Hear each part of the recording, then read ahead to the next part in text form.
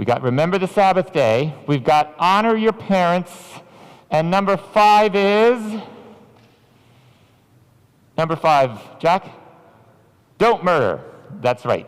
So that's as far as we are. We're using Luther's Small Catechism to learn about these commandments.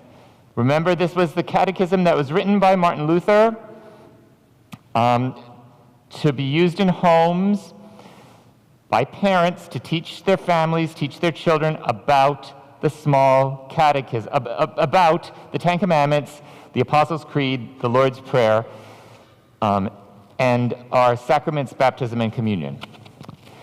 We will, later in the year, turn our attention to the Apostles' Creed and the Lord's Prayer, but right now we're going to continue with the commandments. And today, my goal is that we're going to do the other 5.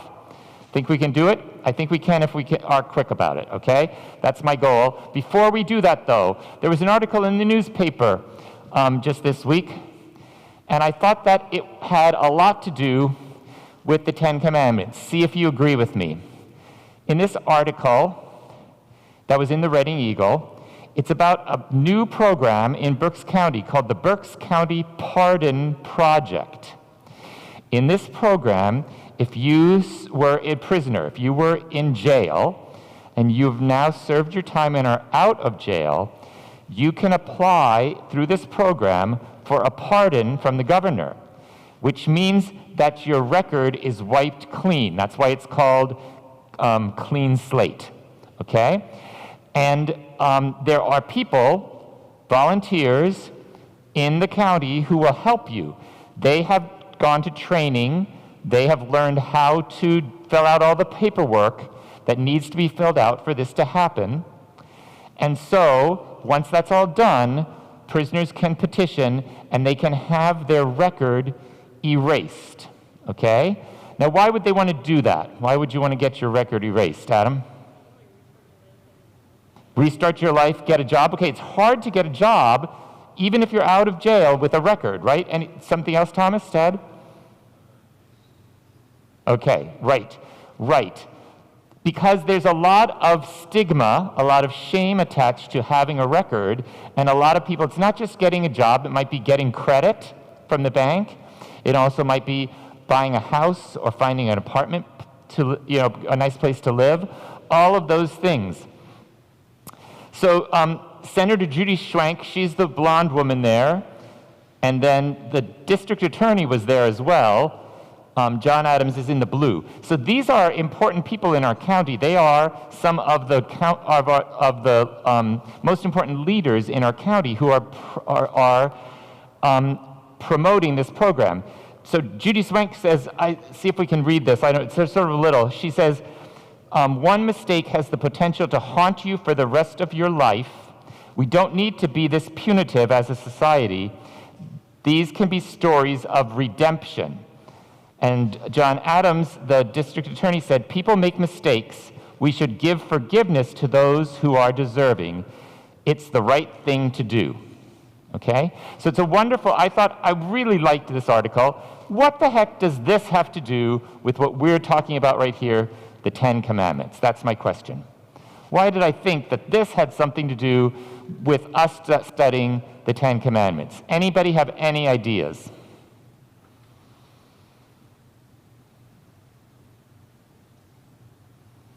Not a clue. Okay. Want to give it a try, Emmett?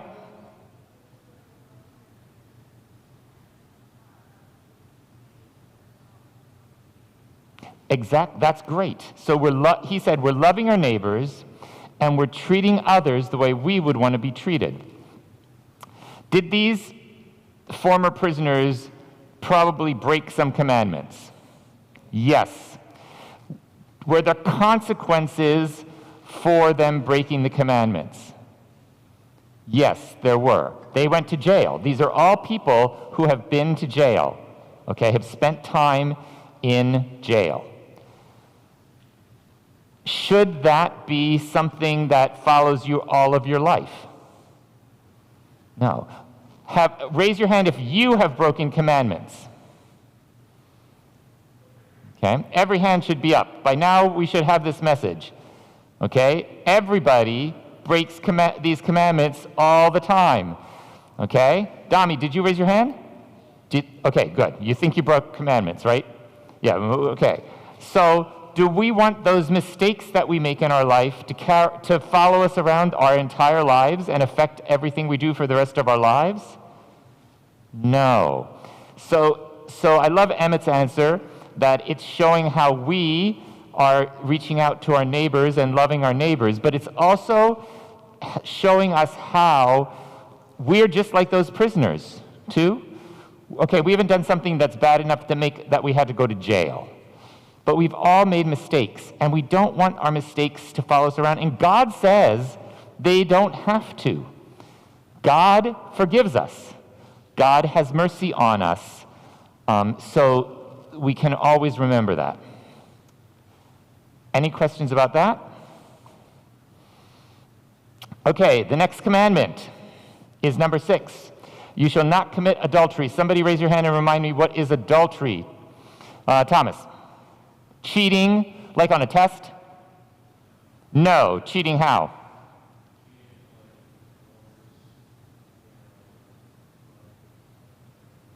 Lovey-dovey related stuff. Yes, exactly right. So this is either the commandment that you have all been waiting for or the one you've all been dreading. I don't know which it is, but this is the commandment that's all about...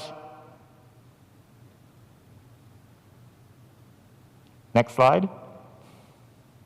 Sex. Yes, exactly. This is a commandment that's all about sex. Okay, so we're going to spend a few moments now talking about sex. Everybody really good and uncomfortable by now about that? Yes, good. That's the plan. Okay, good. It's working. All right, let's look at Luther's explanation for this commandment. We are to fear and love God. Let's just review.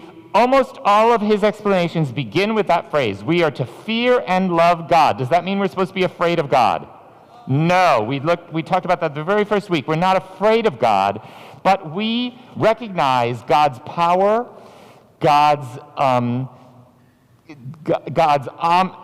is always watching over us, that God was the creator of the whole universe. And that is awesome. So we have that sort of very healthy respect, which God is not just a nothing, okay? We fear and we love God because God loved us first and because he forgives us. So we are to fear and love God so that we lead pure and decent lives in word and deed, okay? Pure and decent in word and deed, and each of us loves and honors his or her spouse. Okay, so that's Luther's explanation. Again, he takes the negative and turns it into a positive and says, he doesn't say don't do this, don't do that, but do this.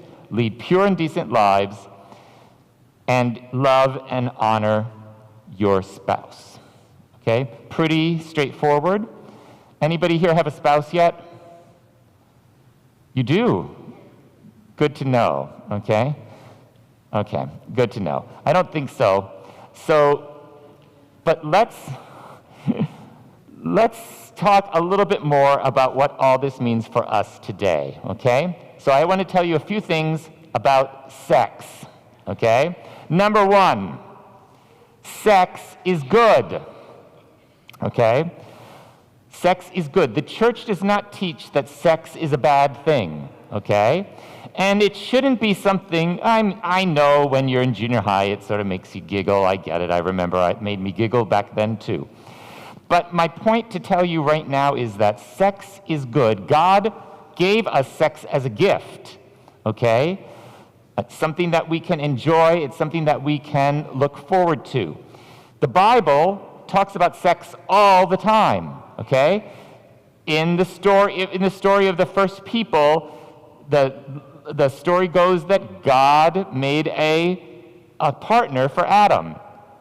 God made Eve for Adam so that they would have each other, so they could be in a relationship with each other, so they could not be alone, and yes, so they could have sex.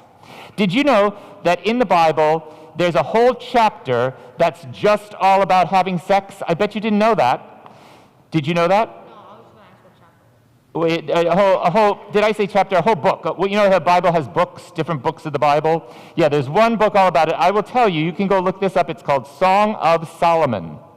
Song of Solomon, not right now. Do it at home, okay? Song of Solomon is all about sex and the joys of sex. Sex is good. That's the first message that I want to give you. Thomas.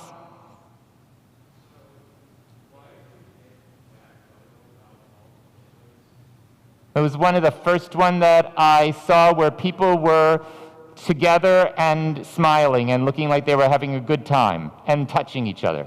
Ew. Yes.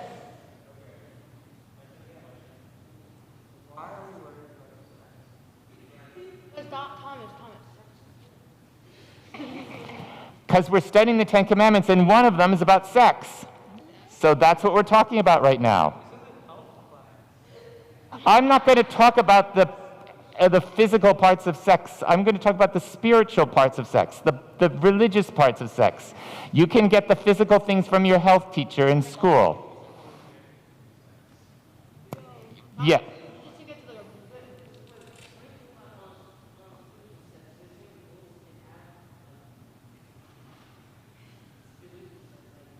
Okay. No, we are all spiritual beings. We all have a spirit. Do you have a spirit? You do. God gave you a spirit, okay? That's what I mean by spiritual, okay? Okay. Good. I knew this one would generate more discussion than normal. Okay. Sex is good. Number 2. Sex is risky. Okay? And more giggles. This one's not too funny. Okay, actually, what are some ways that sex is risky? Braylon, you can get pregnant by having sex, yes, okay? Or if you are the male, you could get someone pregnant. How is another way that sex is risky? Okay, Piper. Like? Yeah, that's not risky. That doesn't make it risky. No one's endangered by someone else's erectile dysfunction. Okay, Thomas. Okay, STDs, right? Sexually just transmitted diseases. He's listing. Okay, that's another way that sex is risky. It's not just risky physically, though. Sex is risky emotionally. Okay. Being in relationship with another person when that relationship goes bad can break your heart, okay? Okay? That's real, okay?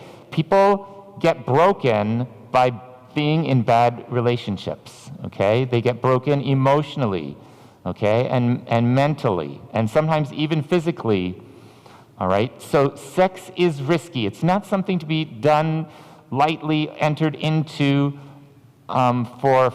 just for the fun of it, okay? Number 3, sex is not just about me, okay? Sex is not about the individual.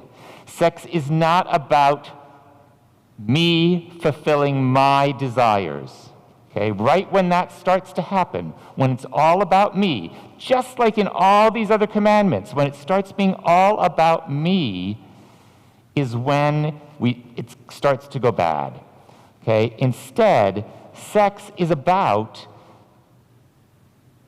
fulfilling another person's needs, okay? It's about looking out for the other person. It's about showing love to the other person, okay? And when that starts to happen mutually, that's when sex is good, okay? That's when it's a positive thing in our lives.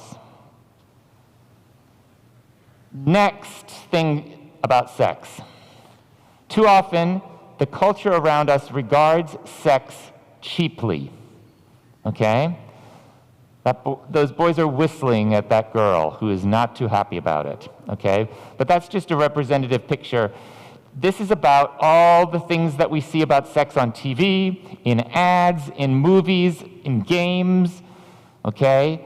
Where we turn people into sex objects. It goes back to the last one. Sex is not just about me. But if it's all about me, then all I care about is turning people out there that I'm attracted to into objects, not thinking about them as people, but thinking about them as ways that I can fulfill my desires. Okay? And our society does it all the time. And you are bombarded with it, whether you know it or not, all the time. Okay? Do you have another question, Thomas? Comment?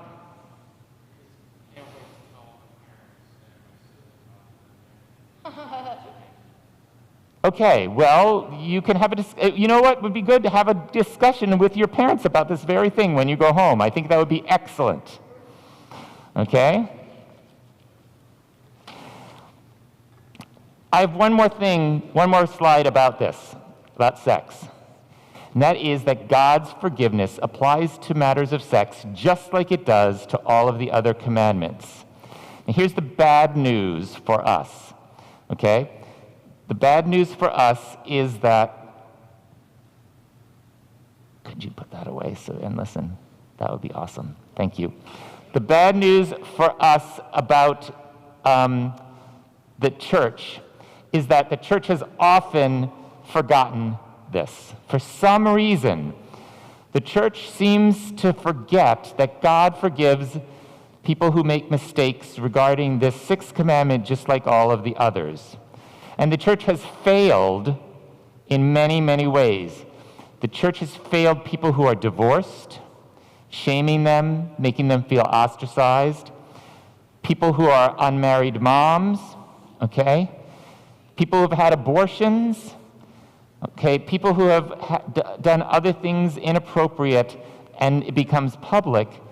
The church has been really, really bad at remembering this, that God forgives all those people, okay? And that all those people can have their slates wiped clean, just like those prisoners in the newspaper article, just like we were talking about how when we make mistakes, we are forgiven. These mistakes are the same, okay? They're just as easy to make, but God forgives them, and the church has done a really bad job. The church has even gone so far as to take a whole category of people who may or may not have even broken this commandment, the LGBTQ plus community, and in some places have said that no matter what, even if people who are LGBTQ plus are in committed loving relationships, that's still not good enough because somehow they don't love the right gender or the right kind of person. So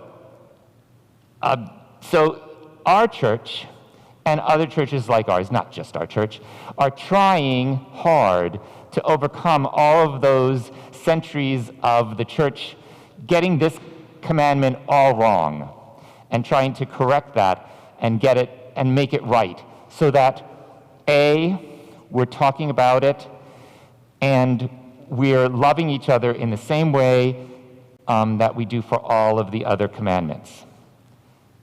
That's all I have to say about sex. Are you glad I'm done? Yeah. Does anybody have any questions? All right, have a conversation with your parents this afternoon. They'll be so happy I brought it up. All right. Thanks, Hafers. See you next time. The next commandment is number 7, you shall not steal. Okay? Pretty straightforward, right? Don't steal. Don't take something that doesn't belong to you. Okay? Let's see what Luther has to say. We are to fear and love God so that we neither take our neighbor's money or property, nor acquire them by using shoddy merchandise or crooked deals, but instead, and here's the positive part again, Luther's always making it positive, help them to improve and protect their property and income. So it's not just a matter of not stealing from them, it's a matter of not cheating them out of things that belong to them, and it's a matter of also helping them to protect their things, not just protecting your own things, but protecting your neighbor's things too, okay? Let's look at some ways that this gets broken. First of all, the ways that we normally think of when you think about stealing. See a pickpocket there picking a wallet out of a woman's purse. And then you see a burglar breaking into somebody's house with a crowbar breaking in. Okay, I'm going to assume that no one has done any of those things, but here's something that we hear a lot about these days: shoplifting. Okay, shoplifting, all right, is breaking this commandment, okay? I know that the milk duds only cost a little bit. No one will know, right? No one will care, okay? Okay, it doesn't matter. It's still breaking this commandment, okay? Okay, it's taking something that doesn't belong to you. Okay, let's look at the next slide. Okay, cheating on a test. Okay, still the answers. You didn't do your own work. You benefit about something without doing the work. That's another part of breaking this commandment. Okay? I was going to have a picture of someone cheating by looking on someone else's paper. That's a little bit more clearly stealing. But even if you do it this way, it's getting something for nothing is breaking this commandment. Okay? All right. Next. Did you ever go to a sporting event or a concert and there was ticket scalpers there? Okay? They're selling the tickets for much higher prices than they are worth. Again, they're hustling. They're breaking this commandment. Okay? And by buying those tickets, we're complicit. We're doing it too. Okay? Next slide. So, this is important. It's more than not stealing. And it's more than living honestly. That's what we're talking about with the not cheating on the tests and not participating in scalping tickets. Okay? Either buying or selling. It's about watching out for the most vulnerable in our society. That's the part where Luther says about protecting our neighbor's property and income. And the people who are the most vulnerable in our society are the people who are poor. So I just wanted to take a few minutes to talk about how this congregation reaches out to the poor in our community, because I thought that would be important for you guys to learn what this congregation is doing. And these are all ministries, these are all services that you can participate in one way or another. Let's just look at 5 of them real briefly right now, okay? Number 1 is the Common Ground Recovery Community. Now here, there's Common Ground that meets right here. Did you know that? Common Ground is for people in recovery. Let's just make sure we all know what we're talking about. What does it mean to be in recovery? What does that mean? Okay, Piper? Yes, it's like if you are addicted to drugs or alcohol, you get in a program where you try and stay clean, and you work that program. It's usually called a 12-step program, okay? And we have a ministry here that combines 12-step ministry with Christianity, and there's worship services on Wednesday nights. But I'm not thinking specifically about that, because that's a wonderful ministry, and that's helping people, but not especially in regards to the 7th commandment, don't steal, okay? Instead, though, Common Ground has another part of its same ministry, downtown Reading at Trinity Lutheran Church. And there, every week, they serve a meal, okay, to people, especially people who are in recovery. A lot of those people either do not have any housing, they might be homeless, or they might be partially homeless, like their housing is not secure, they go from place to place, they don't have a permanent place. And having one hot meal a week. Now, of course, these days we don't sit around tables like that because of COVID, unfortunately, hopefully soon. And for a while it was only cold meals, but we're back to serving hot meals, they're takeaway meals. And they do have a small church service now again. That's downtown at 6th and Washington at Trinity Lutheran Church. part of their ministry. They can serve between 80 and 100 people each week. It's on a Sunday. Adam. I've been wondering this. This is completely off topic. Okay. So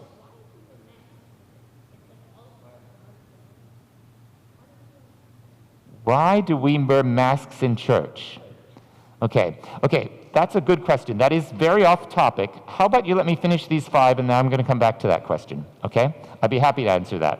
All right, let's look at these. Let's look at some of the other ministry where we are reaching out to the poor in our congregation. The next, Opportunity House is on 2nd Street, also in Reading, and it does all kinds of things. It also provides meals for people who don't have meals, okay?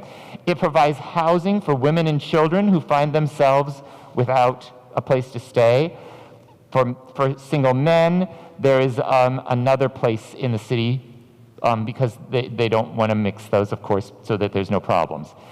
It also is, no, go back, there's more about Opportunity House. There's also a child care learning center there. It's an after-school program for kids of elementary school ages. Our congregation has a team of workers who go once a month to provide a meal at the Opportunity House, and I'm sure they're always looking for more volunteers. So that's Opportunity House. Next is Helping Harvest. Yeah, Helping Harvest is probably the biggest one, and it's the name of the food ministry for our whole county. You might have passed it. It's over on Shillington Road near the Lowe's on Shillington Road, if you know where that is. And it's a big warehouse where they store literally just tons of food that gets distributed. They have big trucks, as you can see, with their fancy logo on them. It's a ministry that's completely self-supporting. That means that they get all of their money from donors. I do believe the government helps some, but mostly from donors. We help with food distribution, and we help with giving donations to Helping Harvest. Next is Hope's Table. Hope's Table is another food ministry in Reading at Hope Lutheran Church, is on Front Street, and they have a once-a-week meal as well with a worship service, very similar to Common Grounds at Trinity, different day of the week, so that the different churches try to provide meals on different days, so that if you are hungry, if you need food every day, you can go from one to another. You can find someplace every day of the week to have a meal. And finally, one of the newest ministries to the poor in the city of Reading that Atonement supports is called Cafe Esperanza. By the way, if you were in church today, you heard a petition in the prayers about feeding ministries, and we listed all 5 of these places in the prayers, praying for all of them and the volunteers and the people that they serve. So Cafe Esperanza is a really cool idea. It's a coffee house, cafe kind of place. I've been there. It looks really nice inside. It's very painted nice, real cool. Just looks like any old coffee place that you would stop at. It doesn't look like Starbucks. It looks like an independent one. And it serves all that kind of stuff that you would expect to find. There's only one difference. It's pay as you go. So you don't have to pay anything. If you don't have any money, it can be free. If we go, we might want to put in some money. Maybe even we would want to pay more than the food and coffee is worth to help the next person who comes along. Piper. Family Promise is another great one that we participate in, and I just couldn't list them all. But if you've helped with Family Promise, that's helping people That's helping people who don't have a place to live. That's changed a lot in the pandemic. People used to actually stay here for a week. Now they have apartments in the city, but we still support that and still sometimes make meals for that as well. Good. Great. I'm going to pause a minute because I think I have time because we're doing great. We're halfway. And I'm going to pause a minute to talk about Adam's question. So Adam's question was, if everything's God's will, why do we wear masks? If we believe in God, why do we wear masks? Okay, that's a good question. Okay, it's a very good question. Here's why. Yes, we believe in God, God is the creator of all things. However,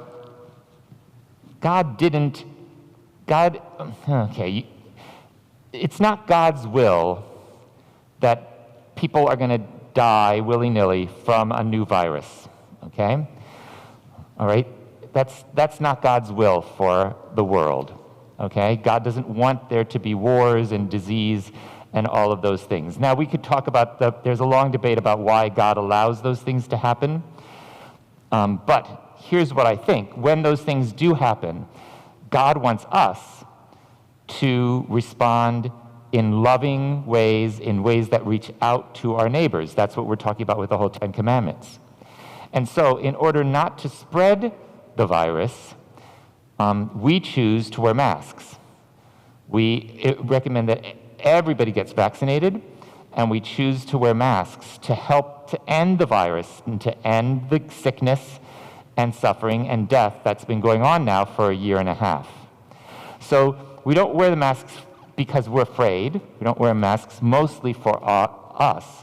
Just like all these 10 Commandments that we're talking about, we do it mostly for our neighbor, mostly for the other people around us, okay? And especially for people who can't get vaccinated because they're too young or who have all kinds of other health problems that would make getting the virus, even if they were vaccinated, be very serious and cause very serious health problems and maybe even death. Emmett.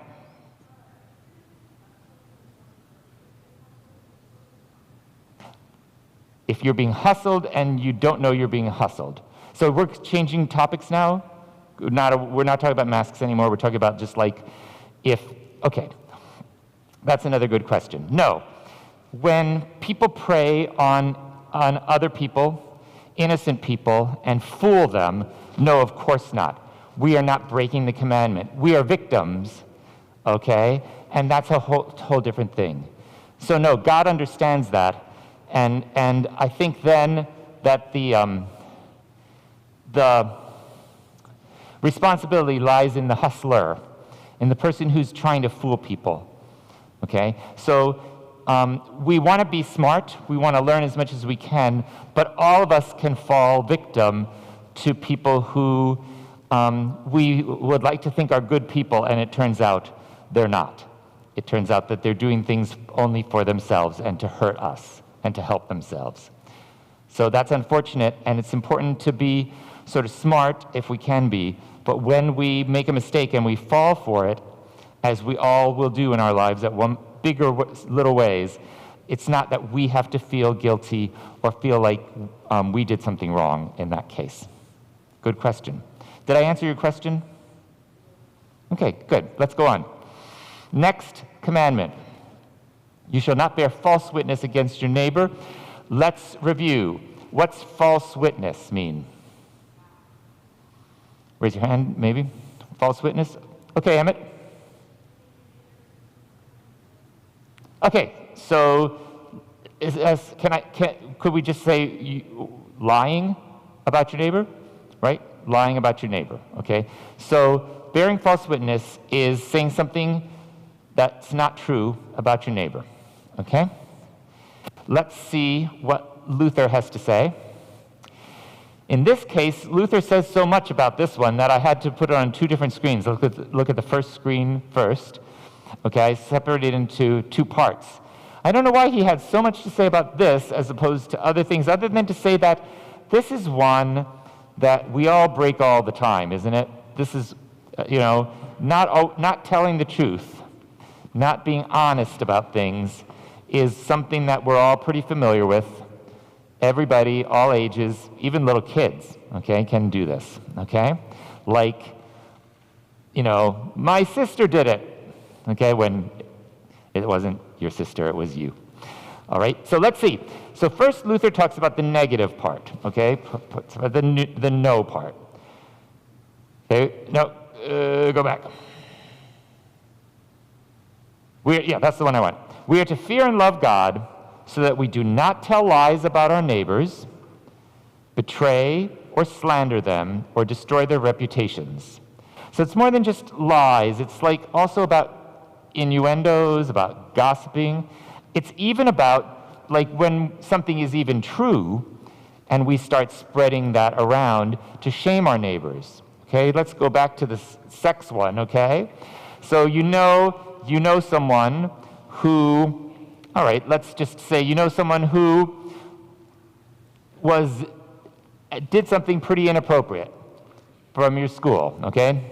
I'm sure that never happens in your schools, but like some two people got together and and you found out, okay? And now you spread it around to everybody else. It's true.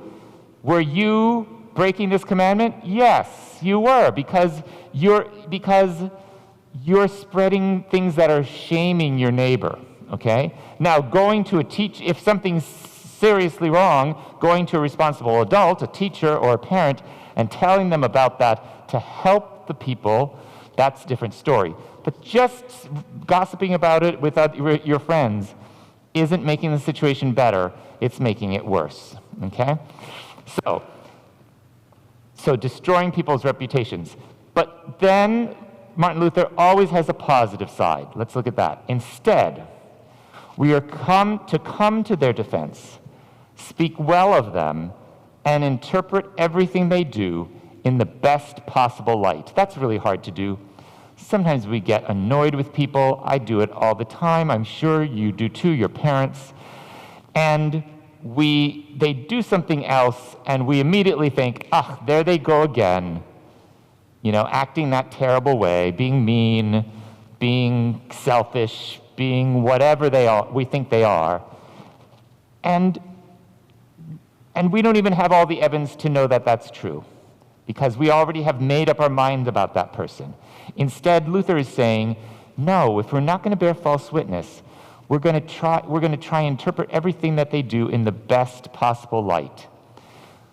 Okay? We're going to try and give them another chance, and another chance. Okay? Good. Now, here is a phrase that we hear a lot. Sticks and stones may break my bones, but words can never harm me. You can throw a dictionary at someone, but that's really not what it means, okay? That's not quite it. So have you heard this phrase, sticks and stones can break my bones? Have you ever said it? No? No? Do you think it's true? No, you don't think it's true. Words can harm you. Have you ever been harmed by someone else's words?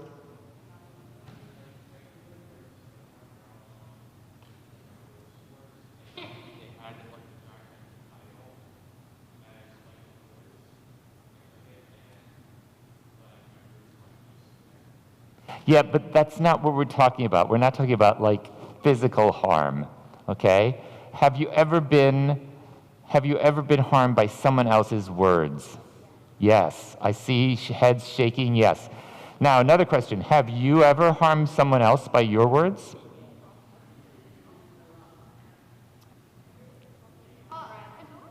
I think she was just kidding, but probably we all have done that, okay?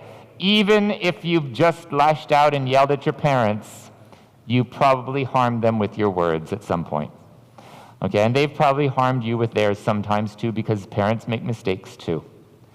Not to mention friends and teachers and everyone else who is human, which would be everyone. Okay, so here's the point. Next slide. Words have power, okay? They are not harmless. They're powerful things. The Bible has a lot to say about words too. There's another whole section of the Bible in the book of James that talks about our tongues. And it's talking about tongues, but it's really talking about our words, okay, and how it's hard to tame the tongue. Our tongues wag, we do all kinds of things, okay, that are inappropriate. Let's look at some of them that might happen in your school. Gossiping, okay, think there's gossiping in your school, okay? Have you ever participated in gossip? Have you ever been the victim of someone else's gossip? Okay, these are things that happen all the time. This is breaking the 8th commandment. Okay, next. Bullying. Okay, all right? Not just physical bullying, but also, look what's happening here. He's also probably he's also saying awful things about him, and someone's filming it. Someone's taking a video of it to post it to make it even worse, okay? All right? And another thing is, it doesn't say it, but cyberbullying is even worse, okay? All right? We've all heard about that and the damage that can do and how it can hurt people. What's a bimbo? It's still just a stupid person, I guess. Easy, as in easy to have sex with. We're back to sex, Thomas. Mm-hmm. Yep. Okay. Now, we can do the opposite, and that's what we're called to do. That's why I did your name tags today, because words can have power in the opposite way too. They can have positive power. A kind word from someone when you're not expecting it, when you're down, can make all the difference. Has that ever happened to you? Okay, so I was thinking about all of you, and I thought of some words that I thought of when I think of you all. Yes, I think you're strong. I think you're strong physically, and I also think you're strong. Yeah, because you're a great soccer player, but I also think you're strong. I also think you're a strong person who has strong values and stands up for yourself. It's a good way to be. Okay? And that doesn't mean that I don't think, but Dami's strong. I just tried to pick a different one for everybody. So I hope that you think of yourself in that way, and I hope that maybe just a little bit it made you have a little bit of a positive thing in your day, and I hope that you can go out and do that for other people in your lives. All right? So that we do so it's the positive side of this commandment, that are using our words to build people up, not to tear them down. Okay?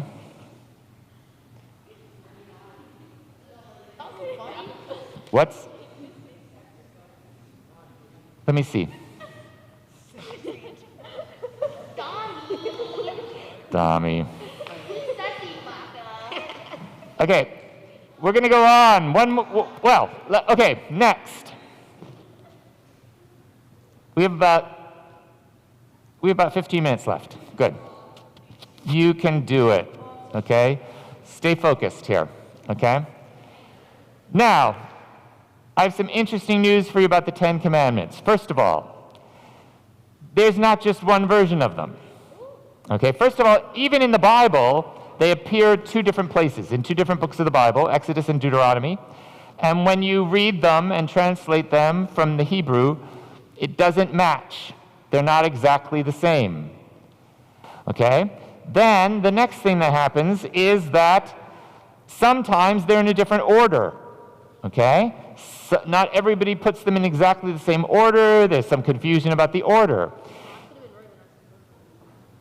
Not that different, but okay. And then sometimes they're numbered differently. Okay? Yeah, like 1 through 10. And there's not necessarily even really 10 of them. That's right. We're going to see that in a minute. In the way that the Lutheran Church numbers them, 9 and 10 are essentially the same thing. We really only have 9 different commandments. Other people split up the first commandment about being only one God, and they add a commandment about not worshiping other images of God, graven images it's called. We skip that part, but then we make the last commandment that they have into 2. Now, why do you think that everybody wants there to be 10 commandments? Yes? Exactly. Yep, it's just, yeah. And why is 10 why is 10 just a number that would seem, yep, because you can count it with your fingers. And remember, in ancient days, centuries ago, most people didn't read or write, but almost everyone had 10 fingers, and you could memorize things on your 10 fingers, right? And that's why there were 10, exactly right. So it's not about the number. Let's look at these last two commandments together because they're essentially the same thing. 9 says you shall not covet your neighbor's house, and 10 says you shall not covet your neighbor's wife, or male or female slave, or donkey, or ox or donkey, or anything that belongs to your neighbor. Okay, so really, there's not much difference between these two. Separating house out separately is not terribly helpful, especially in our society. So it's all one thing. So remind me what covet means, Clay? When you want something that you can't have, right. When you want something that you can't have. Want something that's not yours. Exactly right. Okay, good. So, like for instance, you can't have somebody else's ox. I know. Okay, let's talk about the ox and donkey part of this a little bit and the female and male slave part. Okay, remember that way back when, we talked about this before with another one of the commandments, of the Sabbath day one. Remember that society was what we call the word agrarian. That means that almost everybody, please just be careful with the furniture here. Okay.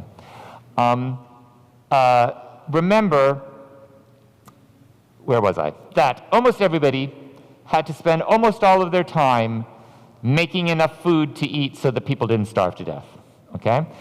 All right? So, in that kind of society, animals like oxen or donkeys, more than one ox. Those are two oxen. Oh, is that what they refer to, like cows up, like oxen? Oxen. Yeah. One ox, 2 oxen. Wait, is oxen just 2 ox, or is oxen more? No, ox is 1, oxen is more than 1. So you wouldn't say 2 ox, you say 2 oxen. Like you don't say 2 goose, you say 2 geese. 5 oxen. Oh, okay. But mostly they come in teams of 2, so often when you say oxen you mean 2. But that's just because of it. But yes, it could be any number, okay? All right, and, okay, so anyway, so what was important in that society, put away. What was important in that society was animals that would help you in the field, okay? And not so much in our society anymore. But we still break this commandment all the time because, let's look at the next slide. Yeah. So we might not want somebody else's oxen, but how about their latest Air Jordans, sports car, gaming system? And in case that's not your thing, mansion, designer stuff. My daughter had me put that picture on because Beyonce wore that diamond or something. Yeah, Beyonce. Okay, so what we're thinking about is getting all that stuff, we're breaking the 9th and 10th commandments. Now, next slide. There's a difference between coveting and having dreams of the future, okay? All right? That's not breaking this commandment. Wanting to go out and have a good life, perhaps go to college or go to trade school, have a career, have a job that you feel happy in and fulfilled by, have a partner and a family. Those, and you don't have them, they're not yours right now. That's not what this commandment is talking about. It's not talking about those kind of things. It's talking instead about being, next, greedy. And all you're worried about is how much money you're going to make. Okay? All right. So, next slide. The 9th and 10th commandments demand that we keep our desire in check. Again, not just about what I want, not just about me, But instead, it's reaching out to protect and support our neighbors. Okay? Every time we've heard this in all of these commandments, how it's not about me, it's about my neighbor. Now, that brings up one last little point before we're done with this. Who's our neighbor? Everyone. Good answer, Piper. Everyone's our neighbor. So when it talks in the Bible about our neighbor, it's not your next door neighbor. It's not just people who look like you and act like you and have the same values and same likes and dislikes and the same kind of family and live in the same kind of house, etc., etc. It's about all people. I just want to remind you of a story that I hope that you heard at some point along the way in Sunday school or Bible school or someplace else. Go ahead. Sure. Yeah, it would be the same way. It would be. Sometimes when it's talking about brothers and sisters, it's talking about other Christians. So sometimes you have to, but sometimes it's not. Sometimes it's talking about just all other people. Thomas.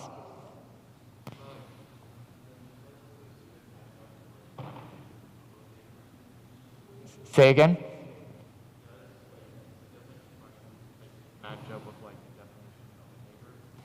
So I guess if you looked in a dictionary, it might say for one meaning would be someone who lives near you. But when it's used in the Bible, that's not the meaning that's used. Okay? Although it is talking about someone that you come in contact with, someone that you meet in your life, Jesus' answer to who is your neighbor was the story of the Good Samaritan. Do you remember this story? A man is walking and he's attacked by robbers and he's left beaten. Okay, he's hurt. He's no money. He's along the side of the road. And then supposedly good people walk by. A priest walks by and doesn't stop. And then another religious man walks by and doesn't stop. And then this Samaritan walks by. Now, Samaritans were hated. And the Samaritans had a different religion. They didn't worship the same God or in the same way. People hated them. And so this person that sort of was considered a bad person stops, helps, picks him up, takes him to the inn, gets him help that he needs, okay? If we were going to tell the story today, it would be like, the story would be sort of like a Jewish person stopping to help a Nazi. What? Yes, I know, it's shocking, right? But that's what the story's like. Or it's like a black person stopping to help a white supremacist who needed help. Settle down. So that's the kind of shock value that Jesus is going for, okay? Your neighbor is even someone who hates you, is your neighbor, okay? Hate is a very strong word, right? I'll tell you what, we're going to skip that ending, Crystal. I'll save the last slide for next time because I want to talk about homework. Okay, this is your homework. It's very easy. Well, I don't know if it's easy, but it's not much. It's very short. You should not spend a lot of time on this.